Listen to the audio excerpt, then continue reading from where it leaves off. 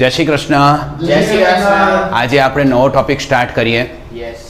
ગઈકાલે આપણે એક એક્ઝામ્પલ મેં તમને હોમવર્કમાં આપ્યો હતો, ઇલસ્ટ્રેશન નંબર 2. યસ. તમારો થઈ ગયો? યસ. કોઈ ડિફિકલ્ટી? ના. ચેપ્ટર કેવું લાગ્યું? ઈઝી. એકદમ પપલા જેવું ચેપ્ટર છે કે નહીં? હા, બરાબર છે. હવે આજે આપણે એક ટોપિક સમજીએ. હવે એ ટોપિકમાં થોડીક થિયરી સમજીએ કે જેનો યુઝ આપણે એક્ઝામ્પલમાં કરીશું. હવે મને એક વસ્તુ કહો, આપણે રિગ્રેશન લાઇન જે છે એ regression line Y cap is equal to શું લખીએ છીએ? a plus bx, right? હવે તમને લોકોને ખબર છે આ a કોન્સ્ટન્ટ છે, b પણ કોન્સ્ટન્ટ છે, x વેરિયેબલ છે, x હમણાં પહેલા એક વસ્તુ સમજો, x અને y બંને શું છે? વેરિયેબલ છે, બરાબર છે. હવે મારા ક્વેશ્ચનનો જવાબ આપો. y dependent, x independent. એટલે આપણને એક્ઝામ્પલમાં x ની વેલ્યુ આપેલી હોય છે અને આપણે કઈ વેલ્યુ ફાઇન્ડ આઉટ કરીએ છીએ? y ની વેલ્યુ ફાઇન્ડ આઉટ કરીએ છીએ, બરાબર છે. આટલું આપણે ગઈ વખતના લેક્ચરમાં આપણે શીખ્યા હતા. સમજાઈ ગયું બધાને? ઓકે. હવે જો અહીંયા જે b જે છે ને, b ને કહીશું રિગ્રેશન કોએફિશિયન્ટ. b ને શું કહીશું? રિગ્રેશન કોએફિશિયન્ટ કહીશું. b ને શું કહીશું? Regression coefficient. Regression coefficient. અને a ને કહીશું ઇન્ટરસેપ્ટ.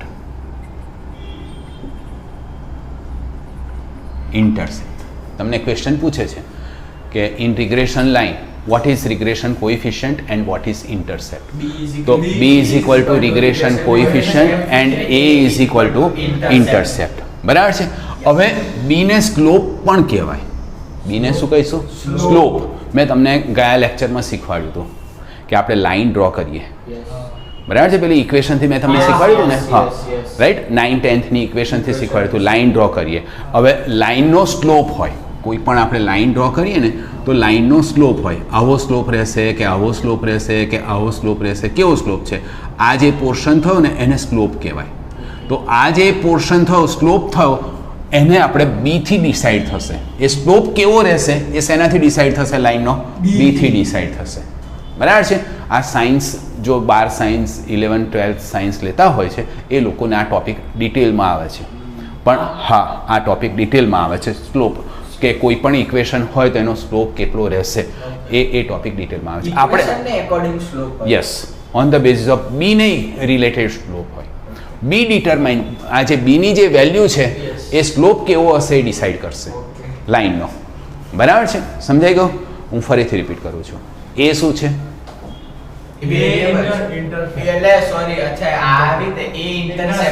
એ શું છે? ઇન્ટરસેપ્ટ છે. b ને શું કહીશું? રિગ્રેશન કોએફિશિયન્ટ કહીશું, બરાબર છે. અથવા બીજું શું કહીશું? b થી આપણને શું જાણવા મળે છે? Slope of regression line. b થી શું ખબર પડશે આપણને? Slope of regression line. પાક્કી ખબર પડી ગઈ? ઓકે. હવે મેં તમને હમણાં એક સ્ટેટમેન્ટ કહ્યું કે આ જે સ્લોપ છે શેનાથી ખબર પડે છે? b થી ખબર પડે છે. આ જે સ્લોપ છે શેનાથી ખબર પડે છે? b થી ખબર પડે છે, રાઈટ? એટલે આ આખી લાઈનની અંદર મેઇન વસ્તુ શું છે? b છે. આટલી ખબર પડી ગઈ? તો મગજ ઠેકાણે રાખજો, રાઈટ? હા, છે નહીં, નથી મગજ ઠેકાણે. હા, એટલે એનું b ને b નું a થાય છે ને, એટલે જ એને આપણે વેરિયેબલ કહીએ છીએ ને y ને વેરિયેબલ નથી કહેતા એમ. મેં તમને લોકોને શરૂઆતમાં કહ્યું. ચલો, હવે આપણે લાઈન લખીએ છીએ. માની લો હું એક લાઈન લખું, આની લાઈન લખું. હા, એક લાઈન લખું છું. તમારે મને a કેટલા છે અને b કેટલા છે એ કહેવાના છે.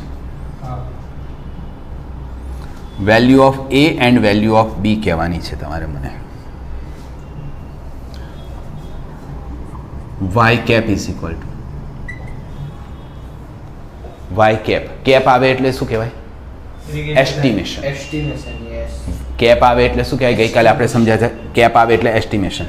5 + 3.25x આ એક લખ્યું. બીજું લખ્યું y cap is equal to 2 minus 8.50x. હવે આ લાઈન છે, આ પણ લાઈન છે. Yes. આમાં મને a is equal to કેટલા? 5. A equals 5. b is equal to 3.25. 3.25. a is equal to 2. b is equal to Minus 8.50. 8.50 કે minus 8.50? Minus 8.50 બે જવાબ આવ્યા મને. હા, માઇનસ 8.50. કંઈ વાંધો નહીં, આપણે સમજવાનો ટ્રાય કરીએ. હવે આ જે છે ને એની ઇક્વેશન સાથે આપણે કમ્પેર કરો. y cap is equal to a plus bx. એટલે એનું તો આ મળી ગયું, વચ્ચે શું હોવું જોઈએ? પ્લસ હોવું જોઈએ.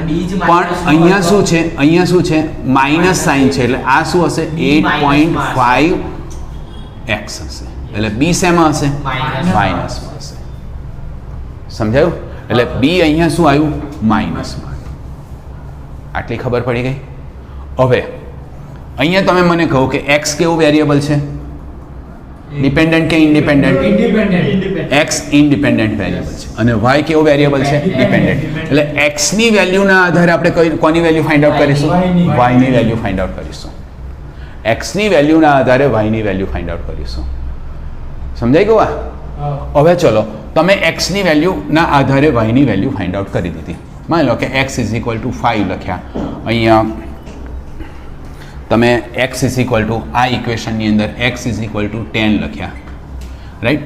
તો વાય કેપની વેલ્યુ જે આવે છે એ 37.5 આવે છે. મેં પહેલેથી શોધેલું છે, આપણે ટાઈમ નથી બગાડવો.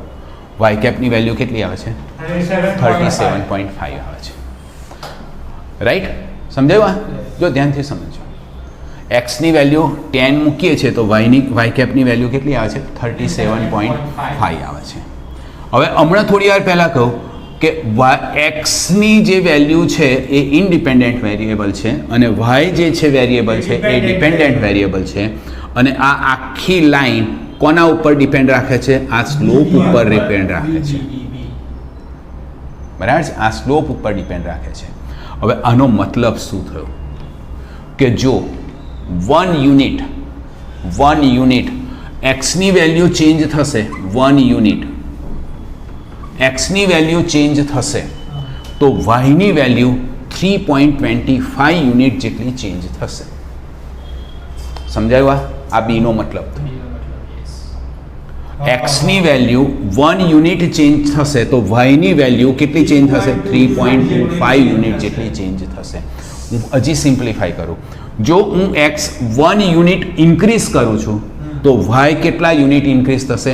3.25 જેટલું ઇન્ક્રીઝ થશે. ખબર પડી?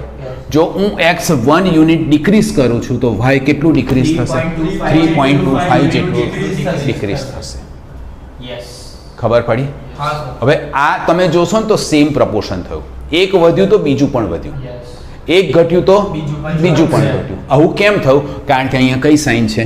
પ્લસ સાઇન છે. ખબર પડી? હવે અહીંયા આવી જઈએ.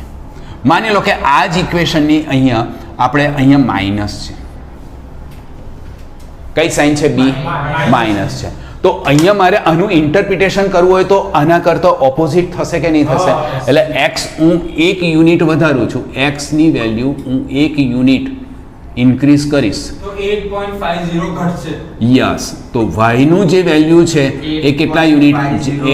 8.50 જેટલું યુનિટ ઘટશે. ઇન ધ સેમ વે જો એક્સનું 1 યુનિટ ઘટાડીશ તો 8.50 જેટલું વધશે, કારણ કે આ ઓપોઝિટ ડિરેક્શનમાં છે. આ ઇન્ટરપ્રિટેશન ખબર પડી? અને બીનું ઇન્ટરપ્રિટેશન કહેવાય. હવે આપણે ટેકનિકલ લેંગ્વેજમાં જોઈએ. જો બુકની અંદર પેજ નંબર 120 ઉપર આપેલું છે, આપણને ઇન્ટરપ્રિટેશન ઓફ રિગ્રેશન કોએફિશિયન્ટ બી. આપણે આ સમજી જઈએ. બહુ જ અગત્યની થિયરી છે, આના ઉપરથી ઓબ્જેક્ટિવ પણ પૂછાય છે આપણને. જો હું ફટાફટ બધું જ મેં એક્સપ્લેન કર્યું છે, બુકની લેંગ્વેજથી આપણે જરાક જોઈ લઈએ. જો the value of B obtained by this method is called regression coefficient. બરાબર છે? આવી ગયું? of the regression line y on x. B is called slope of the regression line. એટલે બે વસ્તુ થઈ. B is equal to regression coefficient and B is also called slope of the regression line. અને constant A is called intercept of the regression line. Constant A is called intercept of regression line. હવે જો interpretation of B. હવે B નું interpretation તમને પહેલી લાઈનમાં લખેલું છે બુકની અંદર, તમે જોશો તો B is equal to estimated change in value of y for a unit change in value of x. પહેલા y થી શરૂઆત કરી છે. y થી શરૂઆત કરી છે. આપણે શરૂઆત કરતા હતા x થી કરતા હતા. y થી શરૂઆત કરી છે. Estimated change in value of y. Estimated change in value of y for a unit change in value of x. એટલે એક યુનિટ x માં ચેન્જ કરીએ તો આનો એસ્ટિમેટેડ ચેન્જ કેટલો થશે? શેનાથી નક્કી થશે? b થી નક્કી થશે. સમજાઈ ગયું? હવે જો એના પછી તમને આપેલું છે કે when b is greater than 0. હવે અહીંયા જો આ સિચ્યુએશનની અંદર તમે જોશો તો b ની વેલ્યુ કેવી છે? ગ્રેટર ધેન 0 છે, પોઝિટિવ છે કે નહીં? અને અહીંયા તમે જોશો આ સિચ્યુએશનમાં તો b ની વેલ્યુ કેવી છે? લેસ ધેન 0 છે કે નહીં? તો હવે સૌથી પહેલાં આપણે આ વસ્તુ સમજીએ બુકમાંથી કે b is greater than 0. શું કહ્યું છે જો કે b is greater than 0, it means that a unit increase in the value of independent variable x. જો ધ્યાનથી સમજો, a unit increase in value of independent variable x implies an estimated increase of b.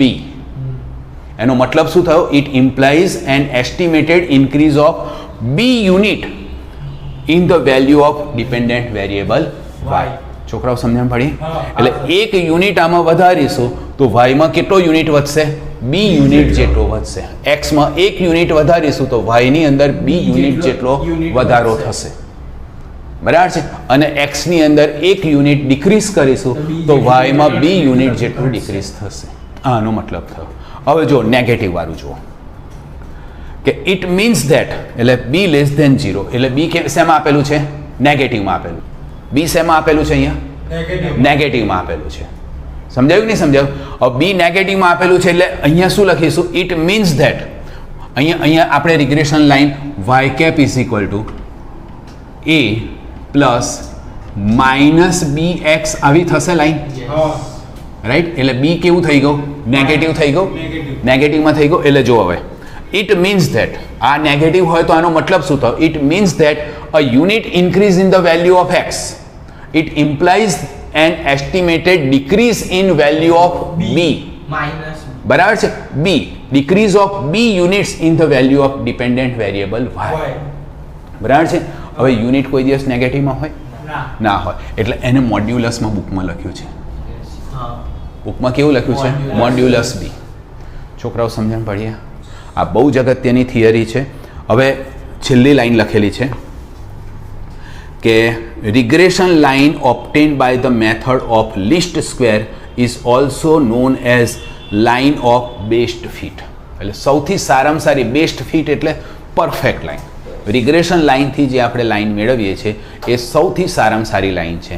A line એટલે એવી line કે જે આપણે scatter diagram ઉપર point રાખીએ ને એ લાઈનની મેક્સિમમ નજીક હશે રિગ્રેશન લાઈન ઉપર. સમજાયું? બરાબર છે? તો હવે એક્ઝામ્પલની અંદર જ્યારે આપણને ઇન્ટરપ્રિટેશન પૂછે તો આપણે આવી રીતે લખીશું. કેવી રીતે લખીશું? માની લો કે આ આપણો આન્સર આવ્યો, રિગ્રેશન લાઈનનો આ આન્સર આવ્યો, તો આપણે કેવી રીતે લખીશું? Increase in value of x, 1 unit increase in value of variable x, there is 3.25 units increase in value of variable y. સમજાયું? બરાબર. હવે જો માની લો કે અહીંયા હોય તો આ છે તો કેવી રીતે લખીશું? if there is increase in 1 unit of value of variable x, there is decrease in 8 minus 8. Minus નહીં લખવાનું. 8.50 unit in variable of y. સમજાઈ ગયું બધાને? એટલે આને ઇન્ક્રીઝ કર્યું તો y ને ડિક્રીઝ કરવાનું. કેટલા યુનિટ જેટલું? 8.50.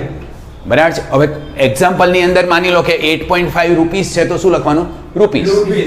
1000 રૂપીસ હોય તો 8.50,000 રૂપીસ એવું લખવાનું. બોલો, હવે ખબર પડી ગઈ? કારણ કે એક્ઝામ્પલમાં ઇન્ટરપ્રિટેશન આવશે. ચલો, તો હવે આપણે 3.1 question number 3.1 exercise page number 121 start કરીએ. રેડી છો ને? હા ચલો હવે જો પહેલો example. From the following data of price in rupees and demand in 100 units of a commodity obtain regression line of demand on price and also estimate the demand when price is 20. એટલે અહીંયા આપણે ગઈકાલે જે example કર્યો તો એ જ કરવાનો છે, રાઈટ? તો સૌથી પહેલાં જેવી રીતે ગઈકાલે લખ્યું તો એવી જ રીતે લખી દઈએ. મારા કરતાં આગળ આગળ તમારું પતવું જોઈએ. હા ભાઈ, હા કે ના તો બોલો યાર. Yes, sir. હા, મારા કરતાં આગળ આગળ પતવું જોઈએ. Yes, sir. હા ચલો, એક્સ ઇઝ ઇક્વલ ટુ શું લખીશું અહીંયા આપણે? Price rupees, price in rupees. Y is equal to શું લખીશું? ડિમાન્ડ, ડિમાન્ડ 100 યુનિટ્સ, બ્રેકેટમાં લખીશું 100 યુનિટ્સ,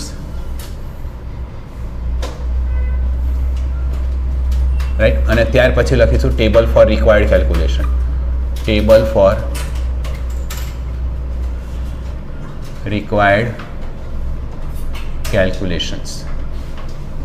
ઓકે, હવે અહીંયા આપણે એક્સ લખી દઈએ, વાય લખી દઈએ અને ત્યાર પછી આપણે નક્કી કરીએ કઈ ફોર્મ્યુલાનો યુઝ કરીશું. એક્સ માઇનસ એક્સ બાર વાળી ફોર્મ્યુલા છે કે એક્સ વાય વાળી ફોર્મ્યુલા છે, રાઈટ? અહીંયા આપણે જો બે લાઈન છોડી દેવાની, 12, 14, 15 આવું એક સાથે બોલવાનું. 12, 14, 15, 16, 18, 21, 16, 18, 21, રાઈટ? હવે અહીંયા આપણે આ લાઈન ડ્રો કરી દીધી અને અહીંયા લખીશું sigma x is equal to,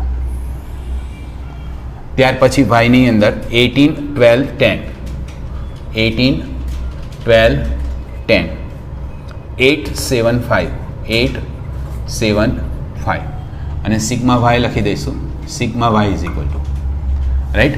ચલો, સિગ્મા એક્સ કેટલા આવ્યા મને કહો તો? 96. 96 અને સિગ્મા વાય કેટલા આવ્યા? 60. હવે આપણે શું કરીશું? એક્સ બાર ફાઇન્ડ આઉટ કરીશું, કારણ કે એક્સ બાર આપણે જરૂર પડશે જ. X bar is equal to sigma x upon n, sigma x upon n, sigma x 96 divided by n is equal to 6 છે, 6 ઇક્વલ ટુ આન્સર. સેમ એવી રીતે વાય બાર ફાઇન્ડ આઉટ કરીશું, sigma y upon n is equal to 60 divided by 6, answer આવશે 10. ચલો, 96 divided by 6 કર્યો તો કેટલો આવશે? 15 નહીં આવે,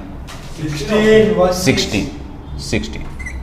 ઓકે, હવે જો એક્સ બાર અને વાય બાર હોલ નંબર આવ્યો એટલે આપણે કઈ ફોર્મ્યુલાનો યુઝ કરીશું? બોલો તો. X minus X bar, Y minus Y bar. હા, એક્સ માઇનસ એક્સ બાર અને વાય માઇનસ વાય બાર. એક વસ્તુ ખાસ ધ્યાનમાં રાખો, એક્સ બાર અને વાય બાર હોલ નંબરમાં આવે તો આ જ ફોર્મ્યુલાનો યુઝ કરવાનો. એટલે એક્સ માઇનસ એક્સ બાર અને વાય માઇનસ વાય બાર આપણે ફાઇન્ડ આઉટ કરીશું, વાય માઇનસ વાય બાર. હવે જો તમને લોકોને ખ્યાલ ના આવતો હોય તો સૌથી પહેલાં ફોર્મ્યુલા લખી દો. હવે આપણે બી ફાઇન્ડ આઉટ કરવો પડશે એટલે બીની ફોર્મ્યુલા લખી દઈશું. B is equal to sigma X minus x bar into Y minus Y bar upon root નહીં આવે અને વાયનો પોર્શન નહીં આવે એટલે sigma X minus x bar whole square. એટલે હવે આપણે શું ફાઇન્ડ આઉટ કરવાનું છે? X minus x bar into Y minus Y bar find out કરીશું એટલે એનું કોલમ આવશે X minus x bar into Y minus Y બારનું કોલમ આવ્યું અને ત્યાર પછી જે કોલમ આવશે એ કયું કોલમ આવશે? ડિવિઝનવાળું, x minus x bar square. હવે આ જે કેલ્ક્યુલેશન તમારે કરવાનું છે એ એક્સ માઇનસ એક્સ બાર કેટલા છે? 16 છે તો અહીંયા આપણે 16 લખી દઈશું. વાય માઇનસ વાય બાર કેટલા છે? 10 છે એ લખી દઈશું. એટલે એક્સની જેટલી પણ વેલ્યુ આપેલી છે એમાંથી 16 માઇનસ કરીશું, વાયની જેટલી વેલ્યુ આપેલી છે એમાંથી 10 માઇનસ કરીશું, રાઈટ? હવે આ જે બે વેલ્યુ આવી એનું આપણે મલ્ટિપ્લિકેશન કરીશું અને આ જે મલ્ટિપ્લિકેશન આવ્યું એનું ટોટલ અહીંયા લખી દઈશું, કારણ કે આપણે sigma X minus x bar અને વાય માઇનસ વાય બારની જરૂર છે. ત્યાર પછી આપણે એક્સ માઇનસ એક્સ બારનો હોલ સ્ક્વેર જોઈએ છે. તમે અહીંયાથી માઇનસ કર્યા પછી જે વેલ્યુ આવે છે એનો સ્ક્વેર કરીશું, બરાબર છે? ચલો, એક્સ માઇનસ એક્સ બાર કોઈએ ફાઇન્ડ આઉટ કર્યું છે? હા, તે એક્સ માઇનસ એક્સ બારથી કર્યું છે. 0 આવી ગયો. હા, બોલ ચલ ફટાફટ. હા, હવે જો અહીંયા સોલ્વ કરતી વખતે એક વસ્તુ કહેવાનું રહી ગયું. સૌથી પહેલાં જો આના કરતાં નાની વેલ્યુ હોય તો માઇનસની સાઇન કરી દેવાની. આ માઇનસની સાઇન કરી દીધી. 16 આવ્યું એટલે 0. બસ. હા, બોલો. -4. હા. -2. હા. 1. 0 0. 2. 5. 2 and 5. તો આનો સિગ્મા 0 આવવો જોઈએ. Sigma x minus x bar always 0 જ હોય. હવે y માઇનસ વાય બાર. હવે 10 કરતાં જે કોઈ નાની વેલ્યુ હોય એની આગળ માઇનસની સાઇન કરી દેવાની. આ માઇનસ, આ માઇનસ, આ માઇનસ. રાઈટ? ચલો બોલો. અહીંયા 8, 2, 0, -2, -3, -5. આનો સિગ્મા 0 જ આવવો જોઈએ અને આવે જ છે 0. Sigma y minus Y bar is equal to 0. હવે આ બંનેનું મલ્ટિપ્લિકેશન કરીશું. હવે મલ્ટિપ્લિકેશન કરતી વખતે બીજી વસ્તુ ખાસ ધ્યાનમાં રાખો. ઓપોઝિટ સાઇન હોય તો માઇનસ જ આવશે.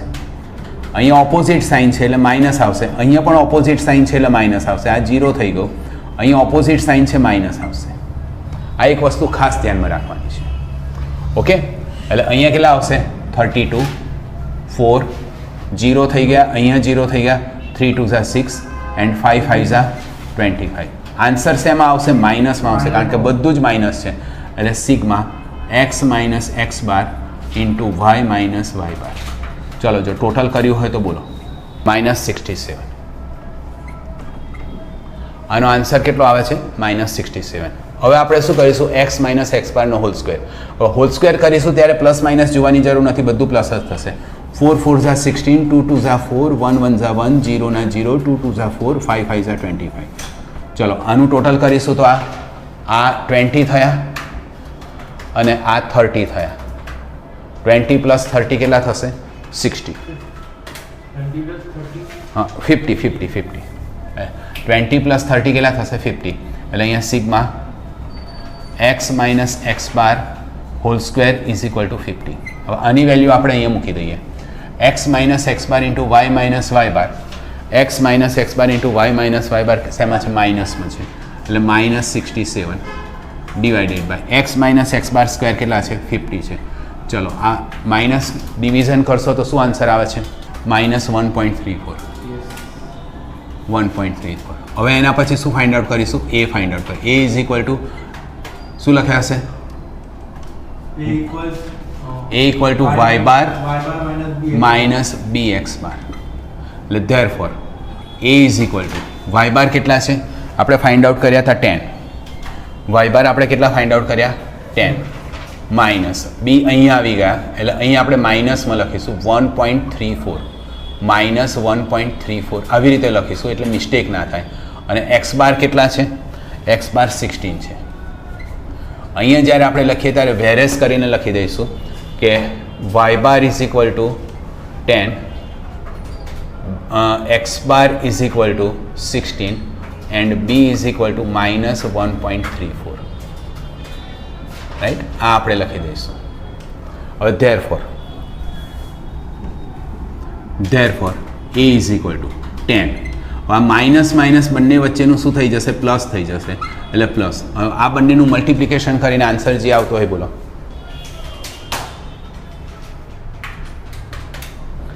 21.44. બેટા માઇનસ નહીં આવે, આ બંનેને મલ્ટિપ્લિકેશન કરીશું એટલે પ્લસ થશે. 21.44 is equal to therefore a is equal to 31.44. Right? હવે રિગ્રેશન લાઇન. હવે સ્ટેટમેન્ટ બુકમાં જોવાનું. બુકમાં આપણને શું સ્ટેટમેન્ટ લખ્યું છે? Obtain regression line of demand on price. આવી રીતે લખવું હોય તો આવી રીતે પણ લખાશે, અથવા તો ઓપ્ટેન regression line of y on x. Right? આવી રીતે લખવું હોય તો આવી રીતે પણ લખાશે. જે રીતે લખવો એ રીતે, તમને જે અનુકૂળ પડે એ રીતે લખો, એવી રીતે લખવાનું. અહીંયા આપણે લખીશું regression line of demand on price, અથવા તો regression line of y on x. તો લાઇન કઈ થશે? Y cap is equal to a plus b x. Right? a is equal to કેટલા? અહીંયા આપણે ફાઇન્ડ આઉટ કર્યા 31.44. b ઇઝ ઇક્વલ ટુ કેટલા ફાઇન્ડ આઉટ કર્યા આપણે? -1.34. અહીંયા b is equal to find out કર્યા છે -1.34. આ b ફાઇન્ડ આઉટ કર્યા છે. અને ત્યાર પછી આપણે વેલ્યુ અહીંયા મૂકી દઈશું એટલે therefore y cap is equal to એની જગ્યાએ લખીશું 31.44 પ્લસ બીની જગ્યાએ લખીશું -1.34 અને એક્સ. હવે આ માઇનસ લખ્યું છે એટલે હવે આપણે એક સ્ટેપ વધારીશું. Y cap is equal to 31.44 minus 1.34 x. આ આપણો આન્સર થાય. આવી ગયો સર. સમજાયું? મારો તો આન્સર આવી ગયો. હા, વેરી ગુડ. હવે એના પછી આપણને શું કહ્યું છે? Estimate demand when price is 20. એટલે હવે આપણે લખીશું વેન પ્રાઇસ શું છે? પ્રાઇસ શું છે? એક્સ. એટલે when x is equal to 20. Sir હું આગળનું કરું. હા, કરો. When x is equal to ₹20. Estimate. ગઈકાલે આવું સ્ટેટમેન્ટ નહોતું લખાયું. ગઈકાલે આપણે એસ્ટિમેશન એવું લખ્યું હતું. એસ્ટિમેશનથી સ્ટાર્ટ કર્યું હતું, રાઈટ? તો અહીંયા પણ આપણે એસ્ટિમેશનથી જ સ્ટાર્ટ કરીએ. Estimate the demand when price is હા, 20. એસ્ટિમેટ ડિમાન્ડ નથી. હા, સોરી, હા. Estimate demand y. When price is 20. Yes, price x is equal to 20. Estimate demand y when price x is equal to 20 rupees. Price x is equal to ₹20. Right? એટલે y cap is equal to, હવે x ની જગ્યાએ 20 મૂકી દઈશું. 31.44 minus 1.34 x ની જગ્યાએ 20 મૂકી દીધા. Therefore y cap is equal to 31.44 minus આનું મલ્ટિપ્લિકેશન કરીને આન્સર 26.8. કેટલા આવ્યા? 26.8. 26.8. Therefore y cap is equal to answer Answer 4.64. 4.64. 4.64. હવે 4.64 શું છે? 100 યુનિટ્સ. એટલે અહીંયા આપણે બ્રેકેટમાં શું લખીશું? 100 યુનિટ્સ. અને આન્સર તમે જો લોઅર સ્ટાન્ડર્ડમાં લખતા હતા આવી રીતે આન્સર કરીને લખતા હતા કે નહોતા લખતા? લોઅર સ્ટાન્ડર્ડ સેમ એવી જ રીતે લખી દો. Estimation of demand when price is 20 is equal to, આ એક સ્ટેટમેન્ટ લખી દો, બહુ મસ્ત રહેશે. બરાબર છે? શું લખીશું? હું પણ લખી દઉં છું. ચલો, estimate the demand, estimation of demand when price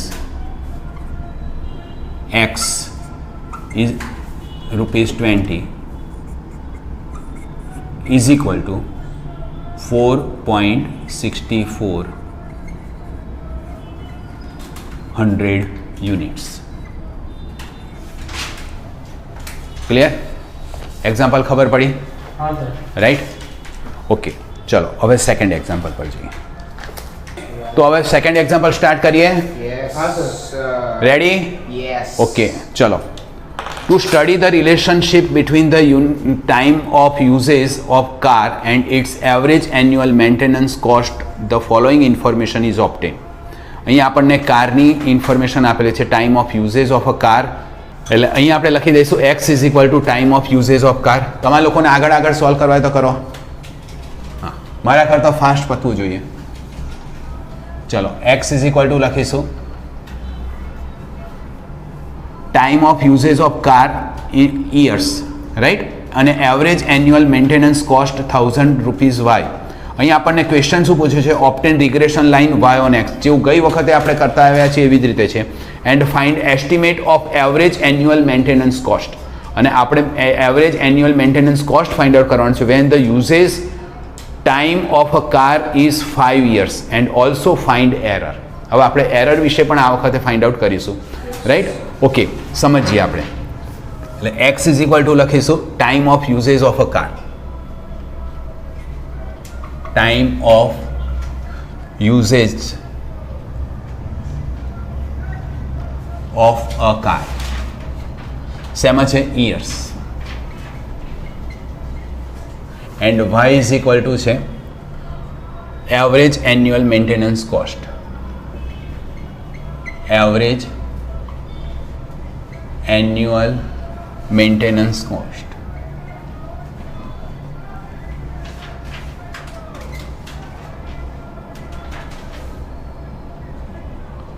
શેમાં આપેલી છે આપણને? 1000 રૂપીસ. 1000 રૂપીસ આવું લખી દીધું અને પછી હવે લખીશું આપણે table for required calculation. Table for required calculations. X લખ્યું, વાય લખ્યું. હવે અહીંયા આપણે એક્ઝામ્પલ જોઈએ છીએ તો આપણને તરત ખબર પડે છે કે નાની વેલ્યુ છે. હવે એક્સ માઇનસ એક્સ બાર વાળી ફોર્મ્યુલા યુઝ ના કરીએ, ડાયરેક્ટ એક્સ વાય વાળી ફોર્મ્યુલા યુઝ કરીએ તો ચાલે કે ના ચાલે? ચાલે. ચાલે, રાઈટ. એટલે આપણે એક્સ વાય વાળી જ ફોર્મ્યુલાનો યુઝ કરીશું. એટલે અહીંયા આપણે લખી દીધું 3 1 2 3 1 2 અગેન 2 5 3 અગેન 2 પછી 5 and 3 અને ત્યાર પછી આપણે લાઈન ડ્રો કરી દીધી. અહીંયા લખીશું આપણે સિગ્મા એક્સ ઇક્વલ. ત્યાર પછી વેલ્યુ આપેલી છે 10 5 8 10 5 8 અને એના પછી છે 7 13 8 7 13 and 8. અહીંયા લખીશું સિગ્મા વાય ઇક્વલ ટુ, ચલો મને સિગ્મા એક્સ અને સિગ્મા વાય કહો તો. Sigma x 16 and sigma y 51. બેટા બરાબર ધ્યાનથી કેલ્ક્યુલેટ કર. સિગ્મા વાય 16, યસ બરાબર છે. હા, સિગ્મા વાય 16 અને સિગ્મા વાય 51. ઓકે, હવે આપણે એક્સ બાર ફાઇન્ડ આઉટ કરીશું. અહીંયા એન ઇઝ ઇક્વલ ટુ કેટલા છે? 6. X bar is equal to sigma x upon n is equal to sigma x કેટલા? 16 ડિવાઇડેડ બાય 6 ઇક્વલ ટુ, મને answer બોલી બતાવો. અને y bar is equal to sigma y upon n is equal to 51 divided by 6. ચલો answer બોલો. X bar 2.67 and y bar 8.5. 2.67 અને 8.5. ભાઈ example ના આવે તો આખો એક્ઝામ્પલ ફરીથી કરવાનો. એકબીજાનામાં જોઈને તમે સોલ્વ કરો એ નહીં ચાલે. ઓકે, હવે આપણે બીની ફોર્મ્યુલા પહેલાં ફોર્મ્યુલા લખી દઈએ. બીની આપણે ફોર્મ્યુલા લખી દઈએ. બી ઇઝ ઇક્વલ ટુ કઈ ફોર્મ્યુલા લખીશું? N sigma x y minus sigma x sigma y upon under root નહીં આવે, વાયનો પોર્શન નહીં આવે, n sigma x square minus sigma x whole square. Right. હવે ટેબલ કઈ રીતે ડ્રો કરીશું એ સમજીએ. એન આપણી પાસે છે ઓલરેડી, અહીંયા 6 આપેલા છે. એક્સ અને વાયનો સિગ્મા, એટલે સૌથી પહેલાં તો આપણે શું કરવું પડશે? આ બંનેનું મલ્ટિપ્લિકેશન, એટલે એક્સ અને વાયનું ટેબલ જોઈશે અને એનું જે ટોટલ કરીશું એને લખાશે સિગ્મા એક્સ વાય. એટલે ઉપરનું બધું પતી ગયું.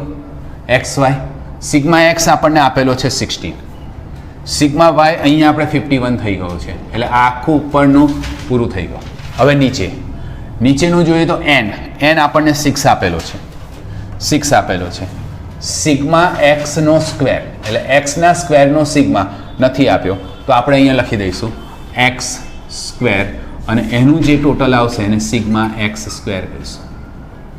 હવે સિગ્મા એક્સ આપણને આપેલો છે 16 અને એનો સ્ક્વેર કરવાનો છે, એટલે આ વેલ્યુ પણ આપણી પાસે છે.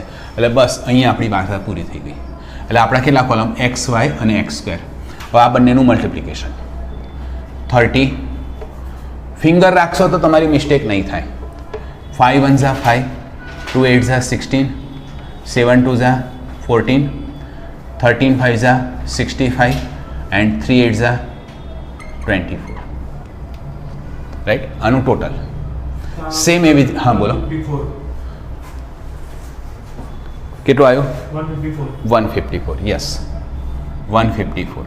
હવે આનું ટોટલ કરીશું, આ કરીશું એક્સનો સ્ક્વેર. જો બાય મિસ્ટેક વાયનો સ્ક્વેર થઈ ગયો તો આખો એક્ઝામ્પલ રોંગ. એટલે 3નો સ્ક્વેર 9, 1 2 2 ઝા 4, 2 2 ઝા 4, 5 5 ઝા 25 એન્ડ 3 3 ઝા 9. આનો સિગ્મા 52. 52. હવે એકદમ સિમ્પલ એક્ઝામ્પલ છે.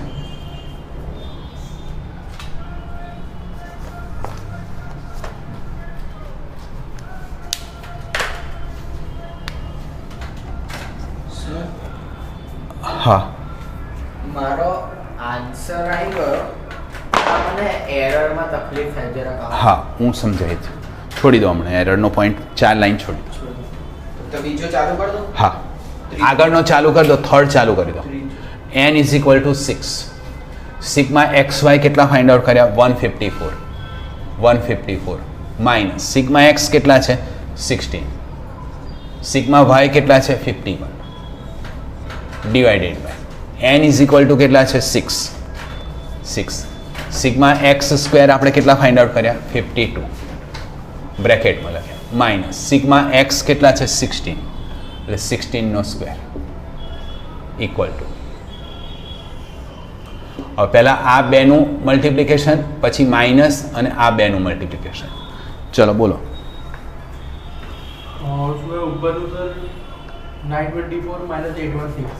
યસ 924 માઇનસ 816 આ બેનું મલ્ટિપ્લિકેશન 312 minus 256. 312 માઇનસ 256. ઓકે અહીંયા એક વખત ચેક કરી લેવાનું. જો આ નાની ફિગર છે ને આ મોટી ફિગર છે એટલે આન્સર પ્લસમાં જ આવશે. આ નાની ફિગર છે, આ મોટી ફિગર છે, આન્સર પ્લસમાં જ આવશે. રાઈટ? એટલે હવે આપણે પ્લસ માઇનસનું ટેન્શન ઓલવેઝ રિમૂવ કરીને પછી ચેક કરીને પછી જ આગળ વધવાનું. ચલો આન્સર બોલો. 108 divided by 56. આન્સર શું આવશે? 108 Divided by 56. ડિવાઇડેડ બાય 56 અને final therefore b is equal to final 1.93. કેટલા? 1.93. 1.93. બી ઇઝ ઇક્વલ ટુ 1.93. આ આપણું બી મળી ગયું. ત્યાર પછી આપણે એ ફાઇન્ડ આઉટ કરીએ. A is equal to formula શું થશે એની? A ની y bar minus b x bar. A is equal to y bar minus b x bar. Whereas અહીંયા લખી દઈશું y bar is equal to કેટલા, બી ઇઝ ઇક્વલ ટુ કેટલા અને x bar is equal to કેટલા. Y bar is equal to 8.5, b is equal to 1.93 અને x is equal to x bar is equal to આપણને 2.67. આ value અહીંયા મૂકી દઈએ ઇક્વલ ટુ વાય બારની જગ્યાએ 8.5 minus b is equal to 1.93 અને બ્રેકેટ કરી દઈએ તો આપણને મિસ્ટેક નહીં પડે. X bar is equal to 2.67 bracket કરવાનું રાખો. જ્યારે તમે કોમ્પ્લિકેશન લાગતું હોય ત્યારે બ્રેકેટ કરો. 8.5 માઇનસ, હવે આ બંનેનું મલ્ટિપ્લિકેશન આવ્યું એને આપણે આમાંથી માઇનસ કરીશું. આ વેલ્યુ 5.15. 5.15 અને આન્સર શું આવે છે? There four 3.35. A is equal to 3.35. હવે આપણને જે પૂછ્યું છે એ હવે આપણે ફાઇન્ડ આઉટ કરીએ. આપણને શું પૂછ્યું છે? Obtain regression line of y on x. એટલે હવે આપણે regression line of y on x લખીએ. Regression line of y on x. Y cap is equal to a plus b x, whereas a is equal to 3.35 and b is equal to 1.93. Therefore, y cap is equal to 3.35 plus 1.93x. આ આપણા પહેલા ક્વેશ્ચનનો answer પૂરો થયો. હવે બીજો question પૂછ્યો છે. આપણને ટોટલ 3 ક્વેશ્ચન પૂછ્યા છે કે estimate average annual maintenance cost. હવે એવરેજ એન્યુઅલ મેન્ટેનન્સ કોસ્ટ શું છે? વાય. એટલે અહીંયા આપણે લખી દઈએ estimation of y when x is equal to 5. હવે જો મેં ડાયરેક્ટ 5 અને x એટલે કે x અને y માં લખ્યું છે, કારણ કે આપણે અહીંયા ઓલરેડી પહેલાં લખી દીધું છે, એટલે સ્પેસિફાઈ ના કરીએ તો પણ એક વખત ચાલી જાય, right. Estimation of y when x is equal to 5. 5 નો યુનિટ શું છે? યર્સ. એટલે હવે આપણે x ની વેલ્યુ આપણે આ રિગ્રેશન લાઇનમાં લખીશું. y cap is equal to 3.35 plus 1.93, એક્સની જગ્યાએ 5 લખીશું. હવે જે આન્સર આવશે y cap is equal to, આને આ મલ્ટીપ્લાય કરો, 3.35 પ્લસ કેટલા આવશે? 5 નહીં આવે, વધારે આવશે. કેટલા આવ્યા? 9.65. અને ફાઇનલ આન્સર કેટલો આવે છે? y cap is equal to 13. હવે 13 ની પાછળ યુનિટ લખીશું. હવે y નો યુનિટ કયો છે? 1000 રૂપીસ. એટલે અહીંયા લખીશું 1000 rupees. 1000 rupees. y cap is equal to 1000 rupees. તમે સ્ટેટમેન્ટ લખવા ચાહો તો લખી શકો છો કે estimation of y when x is equal to 5 is equal to 13,000 rupees. આવું. હા, હવે આપણે એરર ફાઇન્ડ આઉટ કરીએ. હવે ઓલ્સો ફાઇન્ડ એરર. હવે અહીંયા જો એરર ફાઇન્ડ આઉટ કરતા ના આવડતી હોય તો પ્લીઝ અહીંયા જુઓ. હવે એરરની ફોર્મ્યુલા શું છે? Error E is equal to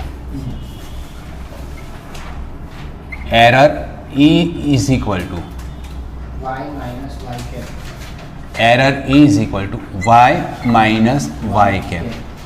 હવે જો આપણે એરર ક્યારે ફાઇન્ડ આઉટ કરવાની છે? જ્યારે x ઇઝ ઇક્વલ ટુ 5 હોય ત્યારે, રાઈટ. એરર ક્યારે ફાઇન્ડ આઉટ કરવાની છે? When x is equal to 5. When x is equal to 5. હવે અહીંયા જો x ની વેલ્યુ 5 આપેલી છે, તો એ વખતે એકચ્યુઅલ વેલ્યુ કેટલી આવી? 13, રાઈટ. એટલે y કેટલા થયા? એકચ્યુઅલ y કેટલા થયા? 13 થયા. એટલે હવે અહીંયા આપણે કેટલા લખી દઈએ? 13 માઇનસ. હવે આપણે જે estimated y cap find out કર્યું એ કેટલા કર્યા? 13. તો અહીંયા પણ કેટલા લખી દઉં? 13. Therefore E is equal to 0. હવે એક મિનિટ આ બાજુ બધા જ જુઓ, બધા જ આ બાજુ જુઓ. હવે ગઈકાલે મેં તમને લોકોને રિગ્રેશન લાઇન વિશે સમજાવ્યું હતું રિગ્રેશન લાઇન વિશે. હવે રિગ્રેશન લાઇનનો ગ્રાફ કેવો હતો? આ ટાઈપનો હતો. મેં કંઈક આવો ગ્રાફ ડ્રો કર્યો હતો કે રિગ્રેશન લાઇન જે છે એ આ રિગ્રેશન લાઇન છે, અને એના જે પોઈન્ટ છે સ્કેટર ડાયાગ્રામના પોઈન્ટ એ આવી રીતે આવી શકે. આવે કે ના આવે? હવે જો 0 આવ્યું એટલે આ જે પોઈન્ટ છે, એટલે કે પોઈન્ટ કયો થયો? એક્સનો પોઈન્ટ કેટલો થયો? 5 થયો, અને વાયનો પોઈન્ટ કેટલો થયો? 13 થયો. એટલે આ પોઈન્ટ થયો. એટલે માની લો કે આ એક્સનો પોઈન્ટ 5 છે, અને આ વાયનો પોઈન્ટ 13 છે. તો એક્ઝેક્ટ આ જે પોઈન્ટ છે ને એ ઓન ધ લાઇન હશે. જો ઓન ધ લાઇન હોય ને તો જ એનો આન્સર 0 આવે. જો લાઇનની ઉપર હશે કોઈ પોઈન્ટ તો એનો આન્સરમાં એરર આવશે, અને એ એરર કેવી હશે? મેં ગઈકાલે સમજાવ્યું હતું, પોઝિટિવ એરર હશે. જો લાઇન નીચે આવશે તો એનો નેગેટિવ હશે, એરર નેગેટિવ હશે. બરાબર છે? આ ઓબ્જેક્ટિવમાં પૂછે ત્યારે તમે આન્સર આપી શકો. સમજાઈ ગયો? Okay, clear. ચલો હવે જો આ બંને એક્ઝામ્પલ મેં તમને કરાવી દીધા.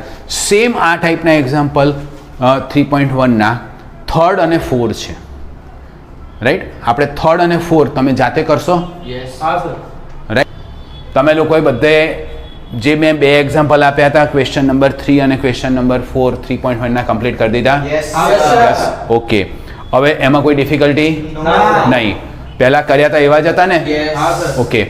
છતાં પણ જો તમારા ફ્રેન્ડને તમે જે વિડીયો શેર કરો છો એમને ડિફિકલ્ટી હોય તો મેસેજ કરજો, તો હું એમને ફરીથી વિડીયો ઉતારીને મોકલી આપીશ આ એક્ઝામ્પલને રિલેટેડ. ઓકે. તો આજનો લેક્ચર અહીંયા પૂરો કરીએ. હવે આવતી વખતે આપણે નવી મેથડ સ્ટાર્ટ કરીશું. કઈ મેથડ હશે? યુવી વાળી મેથડ હશે, રાઈટ. તો ચલો બધાને જય શ્રી કૃષ્ણ. આવતી વખતે ફરીથી મળીએ. જય શ્રી કૃષ્ણ.